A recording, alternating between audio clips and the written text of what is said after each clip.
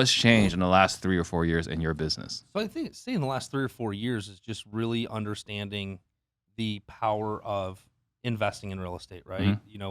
Understanding how to the new evolution is really solving problems for people, right? The bigger the problem I can solve for somebody, the more income I can earn or the more wealth I'm going to generate. Right. And then it's also taking that one step further and teaching real estate agents how to build generational wealth. The stat that I had from a couple of years ago, which will get updated, but 95% of real estate agents don't own real estate. It's a little hypocritical. I'm just saying, Yeah. but they'll sell anybody an Hmm. investment property. Yeah. Well, and that's something that's we talked about this on Certainty Talks, right? We talk about there's what you say and there's what you do. In a perfect world, they line up. Right. But there are people in real estate that preach real estate that don't own real estate. Yep. Yeah. They will. I mean, I remember speaking a couple of years ago, and it would just always intrigue me that only 5% of the room owned it, Hmm. but 100% of them will sell you something that they don't know anything about. Right. And, I could say personally, in the early part of my career as a realtor, it was a lot easier to explain, like, when I went through this, right? And we like to use third-party stories, but when I say, hey, I remember, when I was going through this scenario and here's how I felt about it, it always built a stronger connection. Yeah. Right?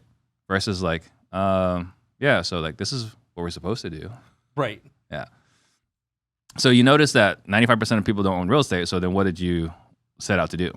So I set out to do, which is really, it was a trigger for my dad. Actually, this week was 7 years ago my dad passed. Okay. He died of terminal cancer at age 63. And the thing that changed everything for me going forward was the fact that at age 63, he owns no real estate. But yet he helped investors buy 1,000 homes at trustee sale Mhm. during the downturn. Yeah. So now what it was my real estate license is my greatest opportunity to build wealth and pass on wealth to Mhm. my kids and show them. So that's where everything kind of changed for me, is that there's opportunity in this business to, do some of the things that you train like on the wholesale side. And then there's opportunity to list and represent buyers and sellers that all creates income. Mhm. But then there's the opportunities where you start to, Wendy and I first started with, I want to buy one rental property a quarter. And then they got addicting and we started figuring out how to do it more creatively. Yeah. To where we were able to build it faster and stronger without a lot of money. Yeah. Well, if it was 7 years ago this past weekend, then obviously we've known each other much longer than 7 years. So I remember you went through that scenario. And I remember one thing that stuck out for me was you were helping your dad who was ill in the hospital. Mm-hmm. And it was like an eye-opening moment for you in that he had all these investors that were supposedly friends Uh-huh. that when things went dark wouldn't give you guys the time of day. Well, I mean, my dad's biggest, and so here's the big point to that. My dad went through, and this is my new thing with my investors. Mm-hmm. I will work with you. I will not work for you. Yeah. Okay, so we will build wealth together, but you're not going to drag me along like a chihuahua, right? And that's Yeah. where a lot of these people, the investors, they come into these seminars and things, and they want to go find a real estate agent and drag them around and make them do all this work for the commission, and that's what my dad was doing. And so the one investor that my dad built, I mean, that guy's portfolio is probably worth 10x what my dad bought at a trustee sale for, Mm-hmm. and it was 500 homes. Yeah. So that portfolio is probably worth about $500 million right now. And that guy literally gave my mom and I 2 middle fingers on his way out the door after my dad died. Yeah. And that was the last time that I would ever put my faith in somebody that is like, yeah, we're friends. And this is all the promises he made. Mm-hmm. And then he was peace out. Yeah.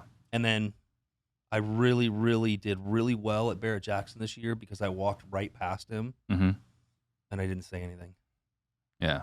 But it's still an angry moment for me. Well, absolutely, right? I mean, this was a friend to the family. Yes. So you set out to help realtors understand, or at least maybe take advantage of opportunities presented to them. Right. So how is that going? It's really good. So, I'm doing what I call situational group coaching for agents right now, Mm-hmm. right? To where I'm showing them how to capture opportunities, how to solve problems for their consumer, and then figure out what direction do I take this property, right? Yeah. Does it turn into a listing? Is it a wholesale? A lot of my students, they end up bringing me the deals because I help them work through it. Mhm. And a lot of them, the biggest running joke right now is I go on more listing appointments with my students than I do my own clients Yeah. because I'm always the buyer there, right? Right. And so having that reputation as an agent, as a problem solver, that's where a lot of my stuff comes from, is that I can solve the problem. We can be creative with it. And so teaching the agents and watching them build their portfolios, helping them work through it creatively, and then also help them solve problems and create that wholesale piece or that, instant sale. So Yeah. it's, I've got about 20 students right now that are weekly. It's kind of fun. I'll even do some live calls, that are warm calls for me as far as a referral, Mhm. and then letting them listen to all the way through what it looks like to put that deal together with Yeah. that person and how to take them down that road. So I remember one conversation that came up, right, was during the mastermind that, again, we met through Lizzie Hofer's mastermind. Was there was a time we were talking about commissions, Mm-hmm. right? Now, there are no standard commissions, right? Nope. Obviously. But some people like to charge 6. And I think you and I were talking about charging more. Mm-hmm. And they're like, how can you possibly justify this, right? Like, Right. and they were like really adamant, like you're being unfair to the homeowner. And I remember you and I were like, you guys are like looking at this the wrong way, right? Like the homeowner needs help, and we could provide a solution that no one else can. Right. And for that reason, we're charging more for those services. Can you talk through that? Because it was such an interesting like dynamic in that room until they finally like got it. Right. Well, I think talking through the commission thing is one of those pieces. What do you value in yourself? Right. So if I can bring these solutions to you and I have 20 years of experience, I can charge more money. You go to an attorney, you can go to the bus guy, and he's probably whatever it is, or you can go to this guy, which is going to charge more because of experience, reputation, those types of things. Right. And I also just believe that if you want to be discounted, that's fine, but that's not the service that I want to provide. Yeah. And nobody realized from the consumer that you don't realize how poor your agent is until shit hits the fan. Until it's too late. Until it's too late. Until it's too late. And that's like the thing that we always see over and over again. Is like the time you realize the value of a good agent, there's nothing you can do about it. Nope. Yeah. You already have a problem. Yep. So you've been coaching agents. Is this nationwide? Is this locally? It's locally, but I've got a couple of agents that are in different parts of the country. So then, like, what is a process that you walk them through to build their portfolio? So it's really being situationally aware and understanding that every seller has variables, right? And if we can ask better questions and have a better conversation and really get to the pain points and talk through it, that's where the opportunity arises, right? So we want to get through those pieces in order to guide them to what they want. So I'll give you a great example. The live call that I did with my students a couple weeks ago, guy's 92-year-old grandmother going to assisted living, okay? It has a $50,000 mortgage on it. They have about $300,000 equity. We worked through the first call to get to the point of a number and what it would cost to actually repair the house and put it on the market. And the last thing that I asked him, I said, when grandma gets this $300,000, how are you going to grow it in order to sustain her living? And he says, nobody's ever asked me that. I says, well, can I show you how we can do a wrap and I can help increase grandma's money and I can buy the house and everything can be solved in this way, right? So by getting to the point of asking that last question, how can I help in one more pain point that they don't know about? Yeah. A lot of people in those situations, they don't understand, what am I going to do to protect grandma's money?